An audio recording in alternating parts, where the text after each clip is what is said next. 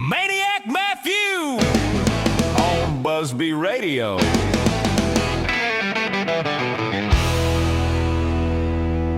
I hope you all are ready to sit back and tune your ears to the speaker because forgotten favorites and lost classics are center stage this weekend, and they're coming from Eddie Rabbitt.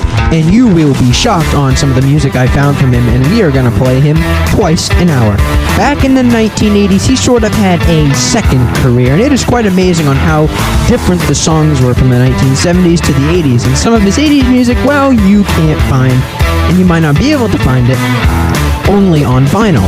But what I could find for music of his from the 1980s is in this show this weekend, and for the 1970s was, in my opinion, his best career with songs like Rocky Mountain Music, $2 in the Jukebox, the smash hit from the movie Every Which Way But Loose, which was the song name, and did you know that song debuted at number 18 on the charts and was the highest debut since the 100 position chart in July 1973. The record was later tied by Garth Brooks with Good Ride Cowboy in 2005. He also had songs like Suspicions, Pour Me Another Tequila, I Love a Rainy Night, and many more, and he had some big ones, and what I want to spotlight is his forgotten favorites and lost classics, one from the 70s, one from the 80s.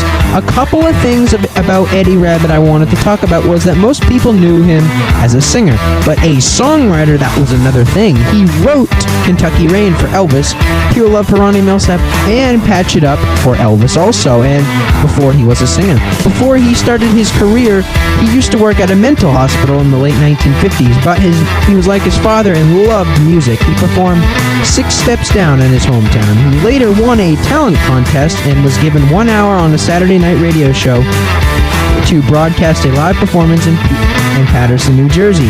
In 1964, he signed his very first record deal with the 20th Century Records and released 4 singles.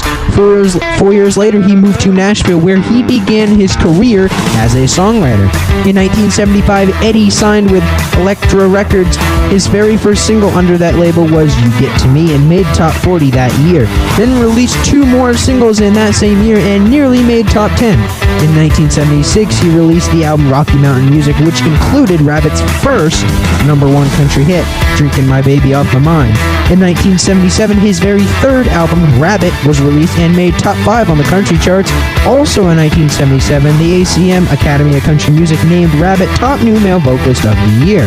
By that time, Rabbitt had good reputation in Nashville and was being compared by critics to singer Kris Kristofferson. Rabbitt toured with and opened for crossover star Kenny Rogers and also for Dolly Parton on a number of dates during 1978. Following the 1978 release Variations, which included 2 #1 hits, Rabbitt released his first complication album, The Best of Eddie Rabbitt. It produced Rabbitt's first crossover single, Every Which Way But Loose, and topped the country's charts and reached top 30 on both the Billboard Hot 100 and the Adult Contemporary charts. And it was featured in the 1978 Clint Eastwood movie of the same title. The record was broken in 2006 upon the number 17 chart entrance of Keith Urban's Once in a Lifetime. Rabbitt's next single, the R&B flavored Suspicions from his 1979 album Loveline, was a even greater crossover success, reaching #1 on the country charts and top 15 on the Billboard Hot 100 and #5 on the Adult Contemporary charts. He was given his own television show or special on NBC, and it first aired on July 10th, 1980, which included appearances by such performers as Emmylou Harris and Jerry Lee Lewis.